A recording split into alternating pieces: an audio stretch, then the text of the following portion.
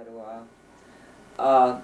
Then Ben called because Barney had called him again, said he wasn't making any money. Why doesn't he try again? So Ben said, well, the only way he would try it again was if Myron moved down with the family.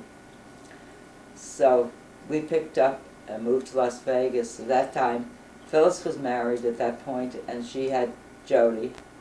And Judy was on campus in Northeastern in Boston. So we moved to Las Vegas. We left our little grandchild and the children, and Ben taught him how to deal, and while he was learning to deal, he worked as a slot floor man and took care of the slot machines. And Judy, in the meanwhile, was in pharmacy school, and that's where Judy met her husband, Alan Wolf. They were married, and we had the wedding long distance. Aunt Dorothy Anascart, my sister, she helped make the arrangements for the wedding since I was so far away from him.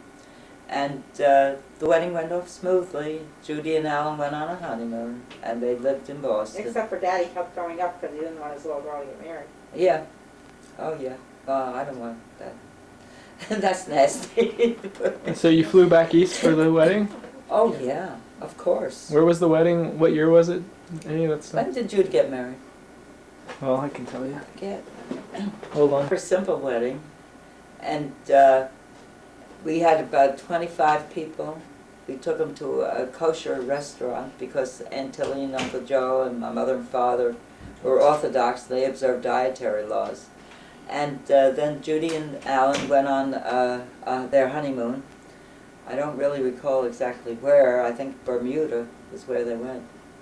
And they both had graduated pharmacy school at that point. But and for a while they went to work at pharmacies, but then Judy got pregnant with David, and she stayed home with the children until they were of school age. So, and we lived in Las Vegas, and Byron was working as a dealer finally, and he worked in different casinos there. And I went to work for the airport there. I was in charge of the pre-board screening department, and I was qualified to teach FAA seminars. And I would do the personnel. I would hire and fire, a job that I disliked intensely, and did the payroll and so forth. And I retired in 1992. And Myron kept working until he passed on June 17th, 1995. June 17th, 1996, passed away. And I then bought a condo in Green Valley in Las Vegas, and I moved there and have been living there ever since. Okay. What? Oh, look at you.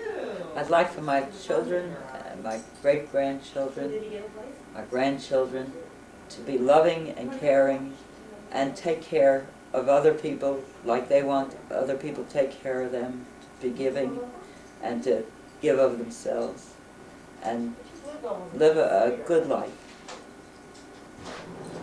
More about your husband.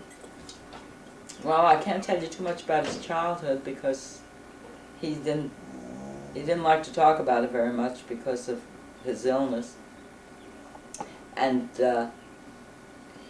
when he would get paranoid spells, he'd blame his mother and father because he had heard that the genes were inherited, and that's why he was schizophrenic. I'm beginning to wonder if he wasn't partially right because both his brothers and he were schizophrenic. And I don't know whether that can be passed on through the genes and inheritance, or not, but I'm not sure, of course, of Aunt Dutchie either, because I don't know Dutchie very well enough. But unfortunately, my husband was afflicted with it, and it was kind of sad. And then again, it was frustrating and depressing because he wouldn't go get help, and we could have had a much better life together if he had gone for help. But he worked, being sick all the time, complaining about being sick and not doing anything about it. But he was well liked at work. At the Mirage, which was the last place he worked before he passed away, they gave him a surprise 75th birthday party. They called me and they sent a limo to take me to the place to surprise him. And they gave him the day off, and they comped us to lunch. And they really, everyone was crazy about him, and the girls, the girls babied him to death. And when he would get angry with me, he'd say, "Well, you don't love me," and she'd say, "People at work love me, and you don't love me." He says, "Look at the way you treat me," when he would hallucinate about something or other that he thought I did wrong. And so my answer was, well, if they love you so much, why don't you go live with them? So, and that, of course, would upset him more. And it was so difficult to try to talk to him and not upset him, because you never knew what you would say that was ordinary with people who, well, were so-called normal to accept. He always thought that you were disparaging him, or, well, to give you an example, we would be stopped at a light, and his mind would be on I don't know what, and the light would change, and I'd say to him, "The light changed, you can go." He'd start screaming at me, "You're always yelling at me, you're always running me down like I don't know what I'm doing." He says, "I know when to go and when not to go." Well, the horns of the people in cars behind us would be tooting, and he wouldn't even hear them. He was so engrossed in what he was thinking. But that was his reactions, and it was a difficult way for us to live. But somehow or another, I made it through, and he did too, without any help. So that was the life of Myron Tassler, which I consider completely wasted because he didn't get help. And there was so much help out there in the latter years. Now what about Gentle Ben? How did he come into existence? Who? Gentle Ben. Uncle Ben? No, Big Ben. Gentle Ben. Gentle Ben. What, the story I tell the children? It was just a story I made up for the children. So. Can you give an example of one of the stories? Well, when I was a little girl, Grandma Klinger would take us to Coney Island. We'd have a picnic lunch and then go swimming, and we'd always get a dime to go on the boardwalk. And I always loved to get coarse custard. That was the best custard in the world. And we would go on one of the rides too. But one day when she took us to Coney Island, it was she gave us lunch, and then she said to me, "I'm going into the water," and she says, "Don't you girls go anywhere." She says, "I expect you children to just stay put, because you just ate. I don't want you going in the water. It'll give you a tummy ache." And she says, "You just have to stay right here." Well, I got tired of sitting. I want to be moving around. So I got up and started walking. And I came to this cave. It was like almost a crack in the wall. And I walked closer, and I put my head in, and there was a bear sitting there. And it frightened me, and I wanted to pull my head out, but the opening was too small. I was stuck. My head was stuck. And the bear says, "What are you doing here?" And I said, I can't get my head out. I said, I want to go back to my mother. He says, well, he says, I'll try to get your head out of the hole in the wall. And he said, my name is Ben. He says, my children call me Gentle Ben. So I said, my name is Lillian. He said, he came over and he got my head out of the crack in the rocks there. And he says, come, I'll take you back to your mother. Where were you sitting? I couldn't remember where I was sitting. I says, well, it was that way, and I pointed. And we walked down, and pretty soon we saw my mother. And she was frantic. She was looking everywhere for me. When we came up, I said, Ma, this is Gentle Ben. She says, where have you been? And I told her, and I said, and he saved me. So Grandma Klinger was so happy that she had gotten me back. She said to Gentle Ben, she says, why don't you come home with us? And she says, I'll fix some tea and honey, and then she says, you go back to your cave. And so we all went home on the train, and Grandma Klinger fixed tea and honey, and then Gentle Ben says, I'll come back tomorrow, he says, to see how you're doing and if your head hurts. And so when he came back the next day, my mother had bought me a pair of skates, roller skates, and I didn't know how to skate. So Gentle Ben says, come on, I'll take you downstairs and teach you how to skate. And he took me downstairs and he taught me how to roller skate. And Grandma Klinger came down and she said, what are you doing? And I said, Gentle Ben is teaching me to roller skate. And she says, but you're going to fall. And sure enough, I fell down and bruised my legs. And Gentle Ben, he had some kind of a salve, and he put it on my sores, and they felt so good. And Grandma Klinger was so thankful that he was around that she invited him to come back again and again. And then Gentle Ben says, well, I've got to get back to my cave and see what my children are doing, and I'll see you when you come to Coney Island. Who did you tell those to? Jody. That's a great story. That was a really good story. You're talented. Oh yeah, oh yeah. Why don't you write books? You should. You really. Go ahead. Barney Tassler, when Judy was in I think it must have been about the 6th grade, they were assigned to write an article that they would want to send into to Reader's Digest. That, of course, was this imagination. So Judy came home and she told me about this, and I said, okay, Judy, I'll help you. She says, well, what shall we write about? I says, we'll write about Uncle Barney. And so we sat down and I said, you know what? I said, Uncle Barney, when he wants dances, I said, you never know who your partner is. He throws you out, and then he dances away by himself. And about 5 minutes later, he'll come back, remember, he's got somebody on the floor with him. And then I wrote some other idiosyncrasies of his, and Judy gave to her teacher. And the teacher said, you know, she says, I'd like to send this into Reader's Digest with the little anecdote pages they have. And she says, but we have to have permission from your Uncle Barney. So I called him and I told him, and he says, no, I don't want anything like that. He says, after all, I'm working for the AFL as an editor. He says, I can't have things like that in a national magazine. So, needless to say, we didn't send it in. But that was so hilarious. Everybody was in hysterics in Judy's class with that article. So.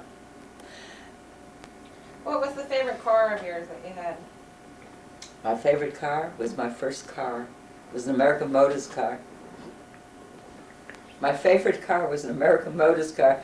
I got it for my anniversary when I got my driver's license. And I love that car. Well, this is a really nice car, she says, but you know, she says, if I had enough money to buy a new car, she says, I would buy one for the kids, Marlon and Phyllis, because they don't have any money. I says, well, I need a car badly, and I says, I only have money enough to buy one car and get into debt for one car, not for 2 cars. And I said, we got to have a car because we got to take it to work and back. So she was funny, Ray. But she really was, she really thought of her kids a lot. Linda and Marlon. She was so protective of them, and she was really good to them. What is the favorite thing that you own? What's your most favorite thing? Cut it. I would go back to my Start great-grandma's. with, what's the question? Oh, if there was a fire and I could only go back to say 3 articles, I would go back and get my grandmother's bracelet, my great-grandmother's bracelet, and my family tree that Judy and Alan had given me for my 40th wedding anniversary. What is that? Is that gold thing with all the little charms on it? No, it's a framed thing with a tree, and it's got little precious stones in it, but it has everybody's birthday on it, the whole family, except of course for the twins and Megan. It's got all the grandchildren and all my children and Alan's birthday and Marlon's birthday. And we noticed you're wearing a lot of jewelry. When did you? Who gave you? Well, the jewelry I bought for myself as I went along because Myron didn't like jewelry and he didn't want to shop for jewelry. In fact, he never wanted to shop for anything. So anytime there was an occasion like my birthday, my anniversary, or a Mother's Day, when the children were growing up, he'd send the children to get me something, so he didn't have to shop. But after we moved to Las Vegas, of course, and the children weren't there, then he would say, well, you got all the money, go buy yourself whatever you want. And I'd get so furious, I'd buy the most expensive thing I could afford. And that's the way I got most of my jewelry. Did he ever surprise you with any good gifts? No, one time he surprised me for our anniversary. One of the floormen, he said to him, Myron said, you're having an anniversary. He said, congratulations, what are you getting your wife? And Myron said, oh, I don't get her anything. She goes out and buys her own. And the floorman says, the least you can do is get flowers.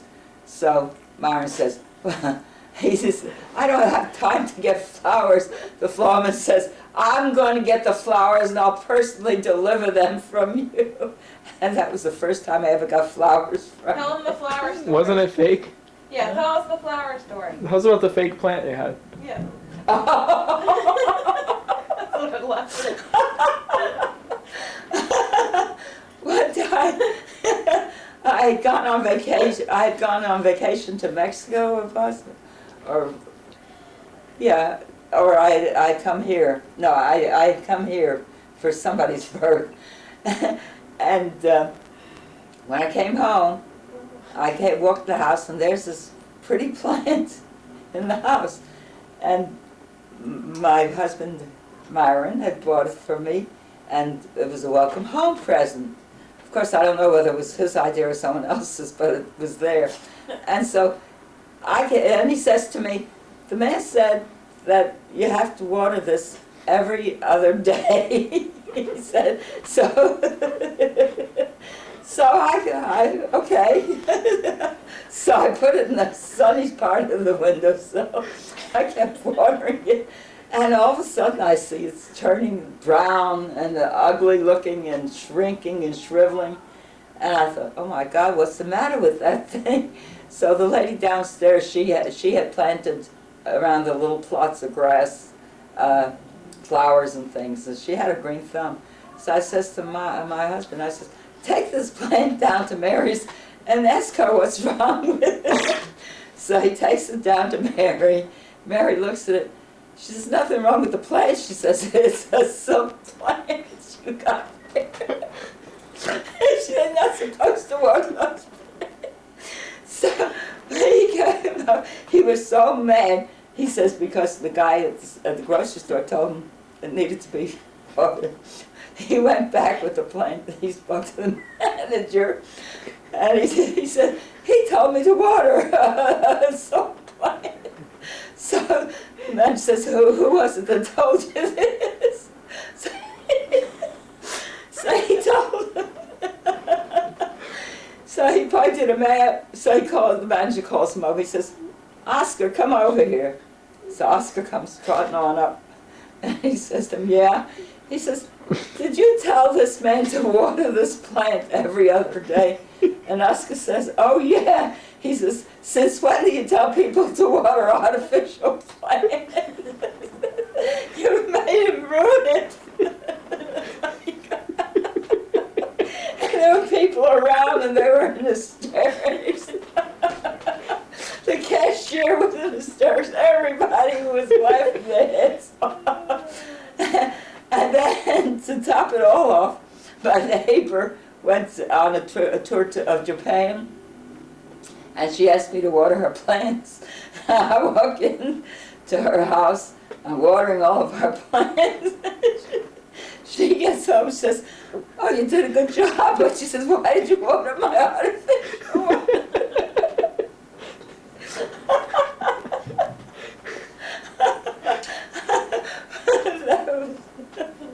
That was the last time I ever watered an artificial plant, believe me. Grandpa was notorious for eating tuna fish. How many cans would you say that? Tuna fish and peanuts. Oh, he ate a can of tuna fish every day. Myron did. Didn't Uncle Eli say that was supposed to cure cancer or something? No, sunflower seeds. Uncle Eli used to binge on sunflower seeds, and he expected the whole family to eat sunflower seeds because it was good for them. No, they had no idea then that anything would cure cancer. In fact, cancer was something that was a big thing. You never talked about it, like you never talked about mental illness, you know. Anyone with mental illness was locked up in the attic and key thrown away and never talked about. How much tuna fish would you buy? Oh my God! One time he bought 48 cans of tuna fish, and I didn't know where to go with them. I stacked them in a bedroom, and then Kleenex. He would use so much Kleenex because I wouldn't allow him to use handkerchiefs because he was always blowing his nose, and I didn't wash him. I didn't want to wash him with clothes. And so he bought Kleenex. He bought 6 packs of Kleenex, and it was 275 count. And he would get six packs of Kleenex. No, 12 packs of Kleenex. 275 to each box of Kleenex. And I had those stacked up in the bedroom with the tuna fish.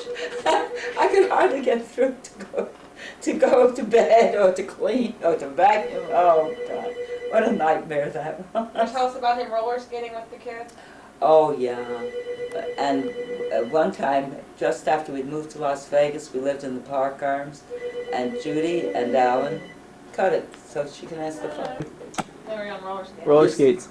Now I'm talking about Judy and Alan? No, roller No, skating. Grandpa roller skating and throwing peanuts and getting on the roller coaster with us and getting sick. Oh, well, one time when Judy and Alan came to visit us with the children were very small. Laurie was about 4 years old, and Andrew was 6, David was 7 or 8. Then my husband Myron decided to take him ice skating. And so, and Judy and Alan had someplace else they wanted to go, and I was at home. And all of a sudden, about 2 hours later, there's this knocking on the door. I open the door, and it's little Laurie, and she says, "Grandma, Grandma," she says, "don't be scared," but she says, "Grandpa fell and hurt himself real bad," she says, at the ice skating rink. And then pretty soon behind her comes Myron, and he's got a black eye, his face is like that, and he had a broken arm. And so I took him to emergency, and they put his arm in a cast and put salve on him. And we come home, and he decides he's going to work, looking like that. I said, you can't go to work looking like that. How are you going to work? He said, oh, they can put me on the wheel with one arm. So he walked in, and the floorman looked at him and he says, "What happened to you? Were you in a fight?" Or he says, "Were you drunk or something and had a car accident?" And so Mike told him what happened. He says, you can't work like this. He says, you better go home until your arm heals and your face heals. He says, I can't let you at the tables like this. So he sent him home. So that night he insisted on babysitting the children while we went to a show. And so he did, but he was so stubborn and he was so adamant about anything and everything he did and said, that was the way it had to be. And he could be suffering horrible pain, but if there was something he thought he should do, that's what he wanted to do. He knew how to do roulette as well as blackjack? He knew how to do craps and roulette, blackjack. Yeah, Ben taught him pretty well. That's the one thing I can say about Ben Tassler. But that's about all that I could say good about Barney Tassler or Ben Tassler. As far as Barney Tassler is concerned, I can't say anything that's good. What do you think about your great-grandchildren? What do I think about my great-grandchildren? I adore them. I think they're the smartest, most beautiful children in the world. And the only thing I regret is not being able to be here to see them grow up and see what they will become when they're adults. What do you remember most about Megan? Megan, I remember the best thing that I remember, the biggest thrill I ever had with Megan was when the phone rang and I picked it up and she started singing, "You are my sunshine, my only sunshine." I was so excited about that. And what about Matthew? Matthew, his smile, when that baby smiles, his whole face lights up. He lights up the world. He's such a beautiful, beautiful child. And Emmy, if she ever stopped crying, she is gorgeous too, but you can't get close to her because she just keeps crying all the time. So, but I know they'll grow up to be marvelous, wonderful, responsible people. And I hope they'll make a difference to this world when they grow up.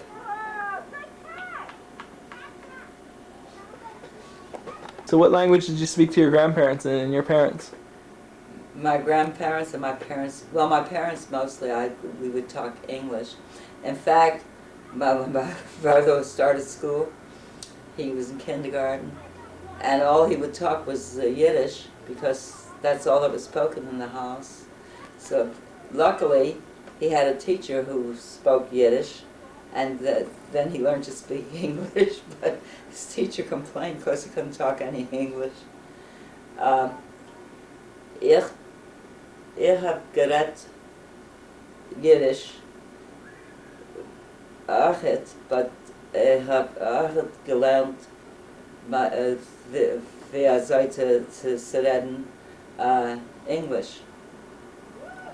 So ich habe nicht gehabt the problem that my brother had in school. Was noch willst du wissen? Mein Jüngere, was willst du wissen? I'm asking you. What do I want to know? Aaron. Steve likes mayonnaise on both sides of the bread. What did that say to you? So what's your...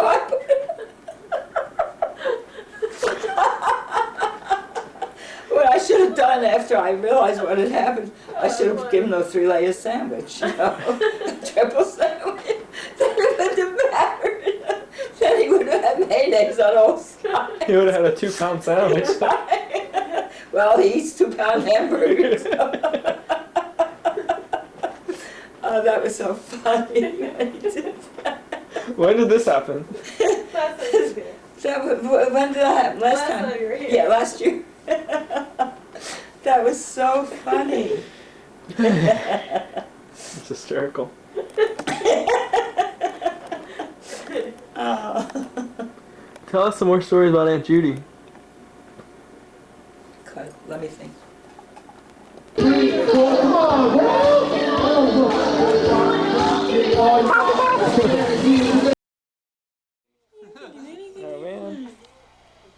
What's with the fingers. Put the fingers down. Uncle Aaron, you want to hold baby? You want to hold the baby? And where's my sister Emily? She's on us. She's no fun. When was he born?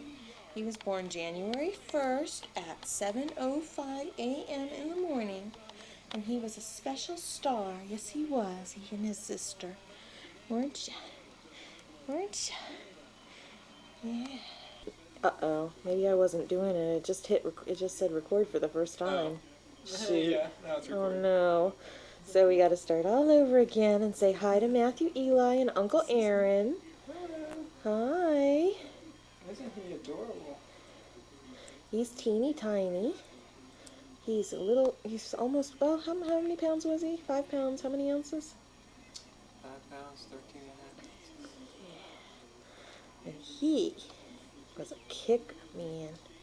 He's going to be a soccer player or something. Yes, he is. Uncle Aaron wants to babysit you, but you know what? He has to babysit your sister, too. No, look at that yawn. Did you get that? Uh-huh, sure did. We got it close. That'll make a great video file. I hope so. We can't wait, huh? See, I know I'm already a star. Okay, so. All right, what would you like to say to Uncle Aaron? You are just so cute. Am I holding him right? Yeah, you're fine. He's okay. They would let you know if he wasn't happy. He's a little monkey. Look at his He's- tiny little ears. He's a squirt, actually. Did you hear how he got Karen? Yeah. And Steven. Yep. Did Karen videotape him too? Yeah, he's been getting his pictured a lot. Yep. He needs some clothes. All the clothes are so big on him. So funny. Yeah, that's good. It's like you'll get to keep him longer. That's true. That's a good point. Good point. What a cute baby you are. What a cute baby you are. Lefty's not too thrilled about this. Oops, you left. That's okay. It's got it. On now? Hi, Steven. Nice day. Hey, I see you are. You shouldn't be sleeping This is right now. Daddy. Don't sleep right now. And Daddy is a very tired boy. Sleep later. Yeah. Yep. We've had a rough time, haven't we? But we're ready to rock and roll now. Yeah, your first night home, you kept us awake all night long. Let's see. Oops, too much light probably. I should have probably stopped that. And there's Aaron again. Hey, here I am with the baby. Whoa, am I being rough? This is our messy room. Score! There you go again. It's good. After the way he was treated while they washed him that time when we were watching, I don't think I could be too rough with him. That's what, who I forget was saying that. They were slinging him around like nothing. They were like, yeah, they were. They were tossing him around. They were like treating him like just any bundle of papers. High five, baby. Woohoo! Do you grip? Yeah, we do. We got a good grip on us. Okay, how do I stop this? Press the recording it. Now you are. Okay, you're picking up Uncle, little Emily Alicia. Emily Alicia Gray. You'll get her just as long as you've got her head supported. That's all that matters. Now, if you look at Emily next to Matthew, you would see how teeny she is. She's only a little over 4 pounds. She's a little baby. And she looks a lot. She cute. Look at all the hair on her head. It's the light is really bad here. Well, let's come over. Okay. Gosh, I don't think I've ever seen a human this small. Okay. Oh, little baby. Come here. Oh, little baby human. Come over here. Come over here. Oh, that's a good one. Yeah. You should see some of her expressions. She's got a Grandma Cohen face. Yes, she does. She looks just like Grandma Cohen. Yes, she does. But she's got the best faces. Oh, she is so teeny. Okay, I'm backing up. Am I backing up on my husband and my baby? Okay. Do you have like a little pair of hands showing on the screen? Yes, I do. Okay, that means it's gonna be steady. Okay, good. Wow, are you cute? Oh, wow, look at this hair. Yeah, I don't know where all that hair came from. I Is guess she gonna lose it first, or is... I don't know. I sure hope not, because it's great, you know. Both of them have a lot of hair. I mean, it's almost time for her first haircut. I want to put bows in her hair, but I don't know. I guess the nurse or somebody was saying that they do that with, and they like stick Vaseline, little dab of Vaseline, and then the bows will stay on. And What? we're getting pictures of Daddy's dirty calendar. It's not dirty, but anyway. Just what we wanted on the recording, right? You're so cute. There you go. Say hi to everybody. She's not. She haven't seen her eyes yet. Will you wake up for me? Say hi to your public. Wake up for me. Steven can make her wake up. Steven's good at that. What? Hopefully you'll have some good videos.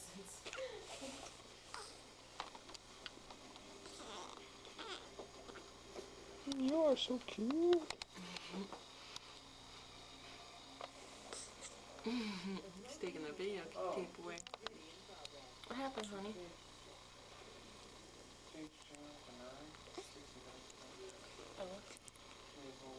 What is she doing? See, we're just stretching mostly. We're just stretching.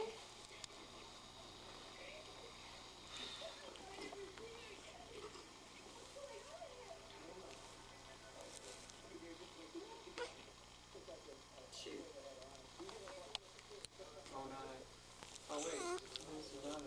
It's Saturday. We are so confused. We don't know what day of the week it is. They had football on. Yeah. That's okay. This is awesome. Eyes are open. I mean, she makes good expressions no matter what, but when her eyes are open, she has the greatest faces in the whole world. Don't ya? Don't ya? Give Uncle Aaron a good wink. So Joe, do you want me to make them a homepage so that people can just go look at That'd be pictures? so way cool. That would be neat. I have like 4 email friends that I have to get on.